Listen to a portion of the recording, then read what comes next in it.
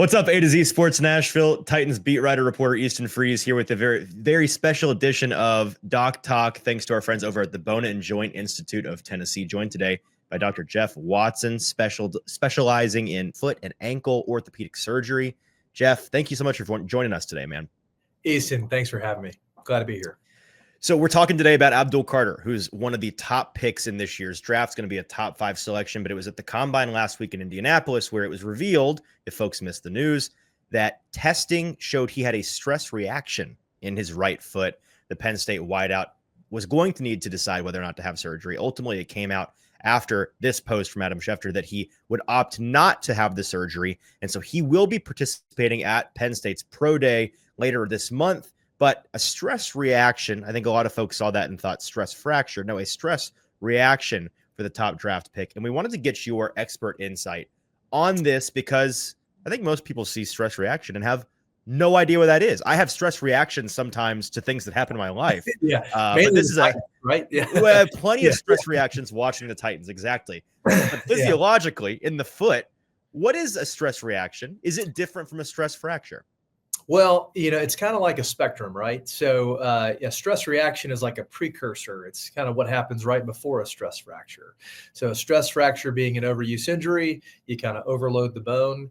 At first, it would be something that would never show up on x-ray. It would be something you'd see on an MRI, and the bone would have swelling within the bone itself. And that's what a stress reaction is. And so once you get to the point where it loads enough to create a crack, then you call it a fracture. And so usually stress reactions are a bit easier to get over comparatively. How does it happen? How do you get a stress reaction? And secondly, how do you realize you have one besides just happening to have an MRI? Is there a way that you can tell? Well, pain is usually the generator, and often swelling will happen with that as well. The navicular was the bone Abdul Carter has an issue with. That can be a very subtle thing, and even a fracture in that area will often need an MRI to visualize it. So it's pretty common to get those. And some stress fractures are not a big deal. There's some in the front of the foot, the bones called the metatarsals. Those usually heal on their own, but ones in the navicular or the outside metatarsal, the fifth metatarsal, like Derrick Henry, those stress fractures, those can be much harder to heal and require surgery. And that has to do with blood supply. Both of them have issues with blood supply where they get blood from both sides and they kind of get this watershed area where it's not as good in that area. And so that's why we typically have to do surgery to give it a better chance to heal. So that's the touch point that I think most Titans fans go back to, is that Derrick Henry Jones fracture. And you correct me if I'm wrong, but it's that fifth metatarsal, right? That is a fracture. Mm-hmm. And so you're saying it's a similar area of the foot, but a different bone. Different bone, similar issue. I'd say that they have like a blood supply. The fifth metatarsal has kind of blood coming from the top down and the bottom up, and then the navicular has it coming from kind of the inside of the foot and the outside of the foot, and that kind of middle third of the bone doesn't have a great blood supply. And that's generally where the fracture happens.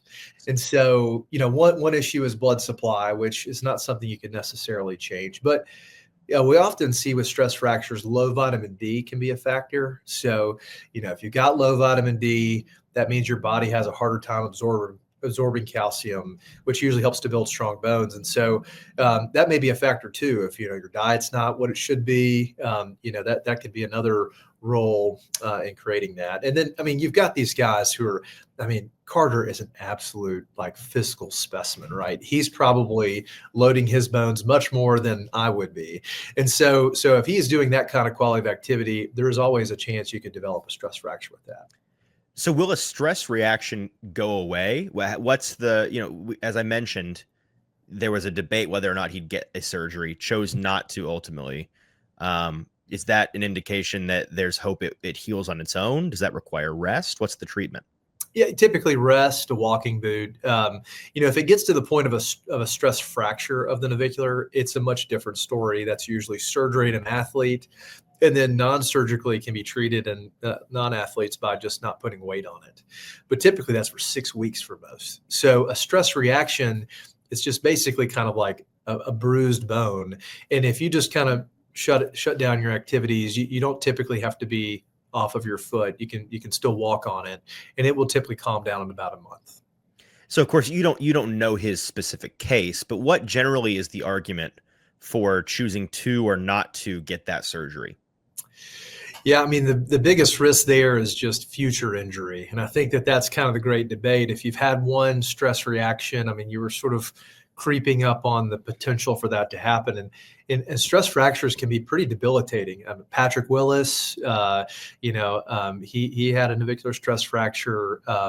Joel Embiid had a pretty difficult stress fracture, ended up requiring a couple surgeries. And so there are, those are instances where, it can take you out for a period of time. So if you're a team kind of looking at this guy, like, am I going to take him? Well, he's probably got a little bit higher potential that he may have a period of time out for another stress fracture in the future. If you've had one, that's a big risk factor for getting another one. So even if you get the surgery after having had one, you're still at risk. Oh, sorry. The surgery would decrease your chance of that happening. Gotcha. So it's the fact that he chose not to, which is the concern there. Yeah. And that would be, I would say, a little aggressive to do surgery in that setting. But, in some of these athletes, I mean, there's a lot of money on the line and missing games matters. So you might choose to be a little bit more aggressive in those situations. Is that something where it would be an instant where he realized that you step on it wrong and it's like, oh, there it goes? Or is that something that you have to constantly monitor when you're aware of, hey, this high level athlete, he's got this stress reaction. He may not ever realize that it turned into a fracture or not. We're going to have to keep checking on it. Yeah, I think it'll be mainly driven upon pain. And man, my experience with those guys is they don't feel pain like most of us do. Right. And so it becomes kind of hard to tell. And so, if he just becomes at a point where he's not functioning like he should, I think they'll start looking more into it and potentially get another MRI or additional imaging like a CT scan to look at it.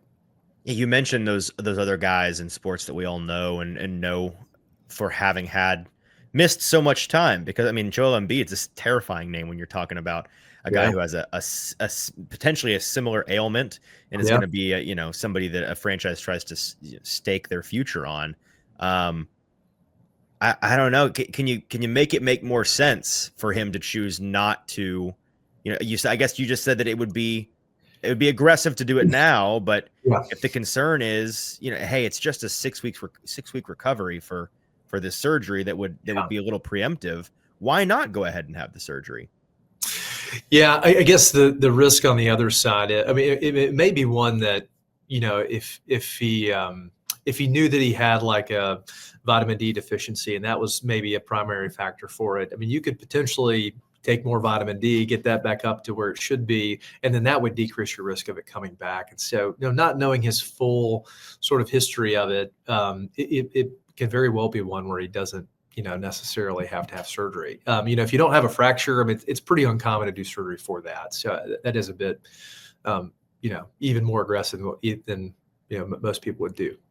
Is having a stress reaction indicative of something? So say you have a stress reaction, you take 2 or 3 weeks, you maybe even get a scan on it to make sure, hey, this is gone now, we're in good shape. Is that something that, hey, this is a weak point in my body physiologically where I'm going to have to, there's a chance that this happens again. This is where I'm at risk for this going forward.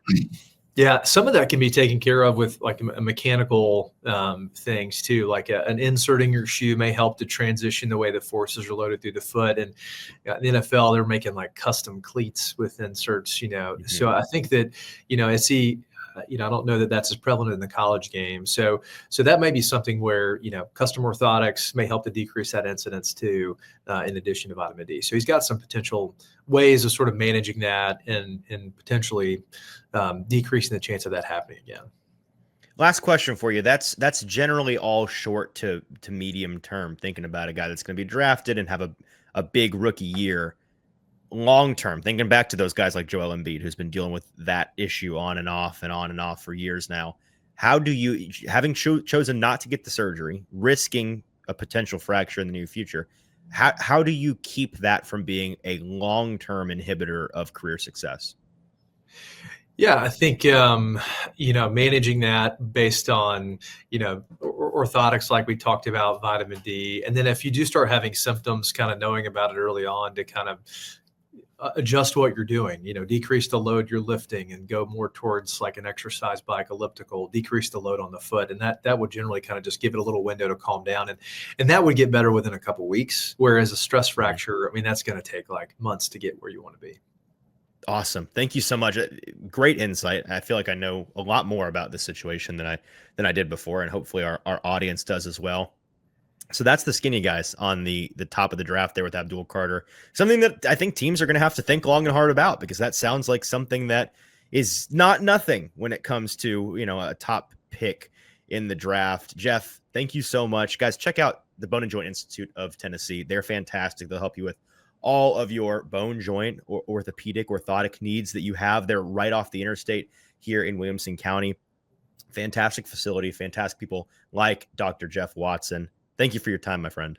Thanks, Easton. Happy to be here. Thank you.